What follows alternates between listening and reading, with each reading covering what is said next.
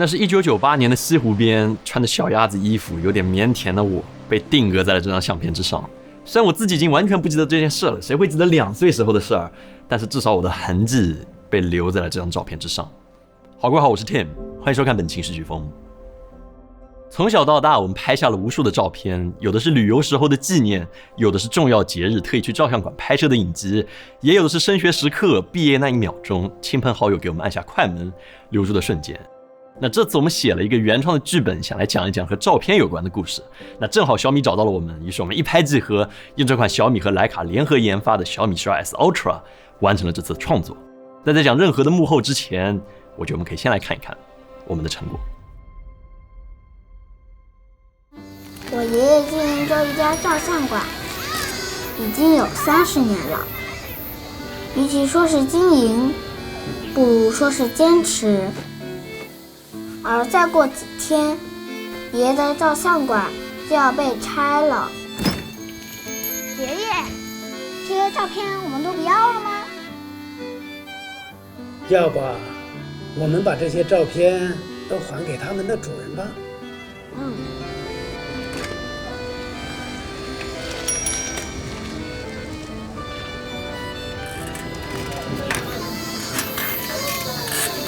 爷爷，这照片里的人你都认识吗？都认识。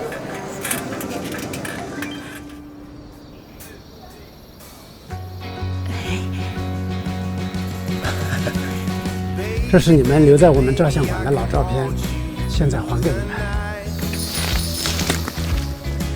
这就是你小子啊！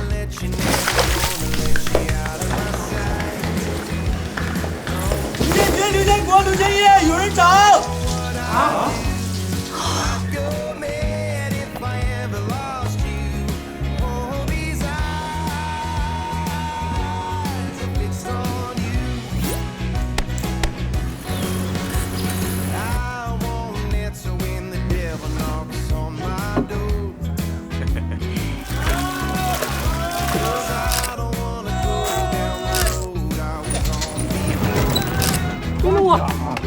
等等我！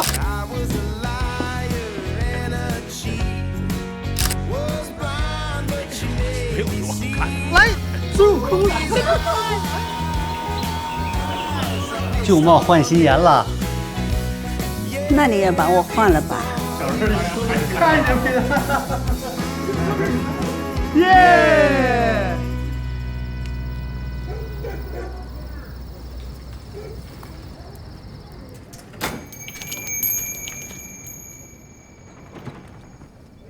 今天照片送完了吗？都送完啦。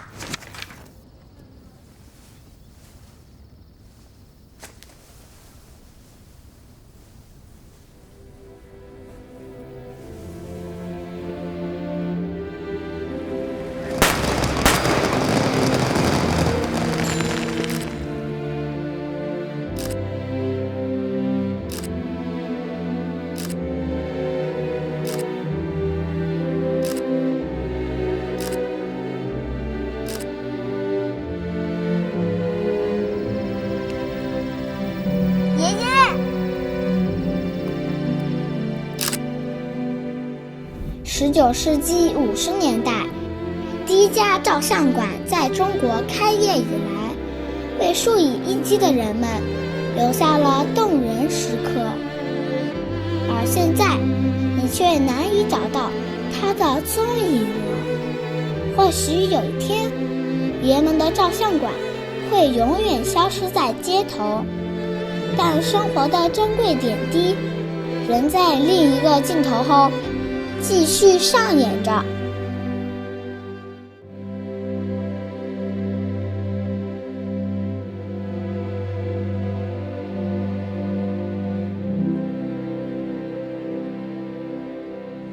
看完了短片，你能够想起来自己最后一次去照相馆是多久之前吗？可以打在弹幕上分享一下。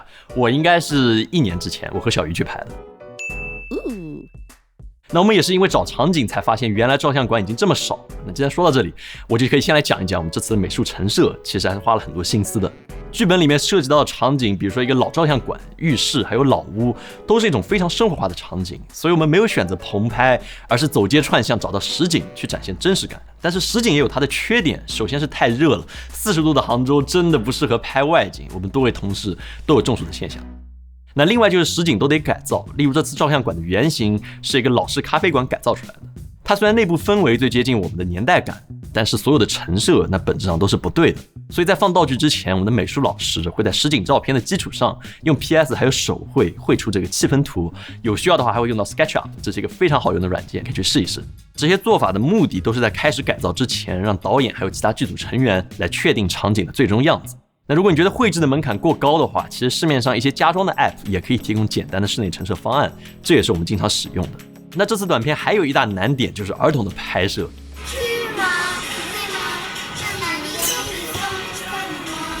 是的，就你没有看错，这就是我们的拍摄现场。就原来《孤勇者》真的是小学生必会的这个曲目。那这次剧本对于演技的要求本身不算特别高，反而是比较需要这种真实的感觉。所以最终这10多个小演员，一半来自于我们公司同事的家属，还有他们的同学。扮演孙悟空的是我们行政佳姐的女儿莹莹，玩水的小孩是人事小姐姐卡卡的小儿子小汤圆。那说真的，调教小朋友演戏的时间成本真的还是很高的，他们很容易害羞或者紧张，还有精力不集中，和别的所有的拍摄都不一样。那拍摄之前我们会尽量让小朋友们熟悉起来，让他们觉得这不是拍摄，而是在玩游戏，然后经常要给他们鼓励，这是非常重要的一点。我以前拍小朋友可能就缺乏了一些鼓励，但现在学会了。然后我们就很快速的捕捉到了这些戏用照片，当然也多亏了搭载徕卡专业光学镜头的小米12S Ultra， 它用的徕卡原生双画质满足了我们在不同场景的拍摄需求。室内拍摄方面，那我们会选择徕卡经典模式，色彩会更加贴近真实的感觉。而室外拍摄，比如说玩水的片段、太阳光下树影摇曳的画面，我们是通过徕卡生动模式来捕捉的。那在这个模式之下，画面整体的影调会更加明亮，还有通透一些。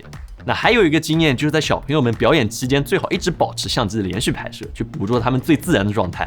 那另外，比如说小朋友的爸妈在现场，那你可以请他们站在摄影机后面，来确保小朋友的视线是正确的。那最后我觉得要重点提一下的就是调色。这次我们短片的这个调色质感，我们想做一些类似于胶片的模拟。那以这个镜头为例，首先我们需要调整一下色温，让整个片子偏暖黄色调，去加强街道老旧感。再通过调整曲线，稍微降低一些画面的反差，看起来它的过渡会更自然一点。因为胶片它有个非常自然的高光过渡曲线，那尤其是你可以看到隔壁服装店里面衣服的细节，还有各方面都会显得更加丰富一点。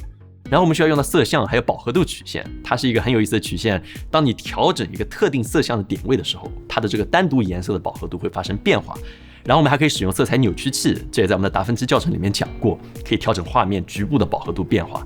那比如这个红色的布料，还有蓝色的名牌，降低这些过于抢眼的高饱和部分，可以使我们的画面主体更突出一点。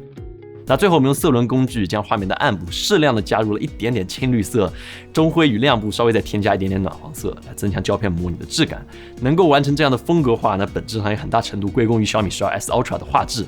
作为全球首款支持杜比世界 HDR 视频拍摄的安卓手机，它能够捕捉到鲜艳的色彩与惊人的对比度还有亮度。手机上罕见的 IMX989 专业1英寸大底，让我们在照相馆和澡堂等狭小不好打光的环境下，仍然有非常好的高感表现，记录了更多的暗光下的细节，让我们后期调色有更多的空间去创作。这次的分享可能相比于之前的节目会要明显短一些，我不知道你是否喜欢。我们在尝试把幕后做得更加轻松一点，重点慢慢转移到短片本身的表达。我们想靠短片来打动你，而不只是靠我们的幕后还有知识，对吧？这是这个重点，我们也对自己有这个挑战。这次我们通过这段爷孙的旅途，也想告诉大家，拍照的媒介一直在变化，但乐于记录生活的心却一直不变。我们在收集这些老照片的时候，我看到自己很多照片，我还问了我妈各种的故事，我也才知道原来我小时候发生过这么多事。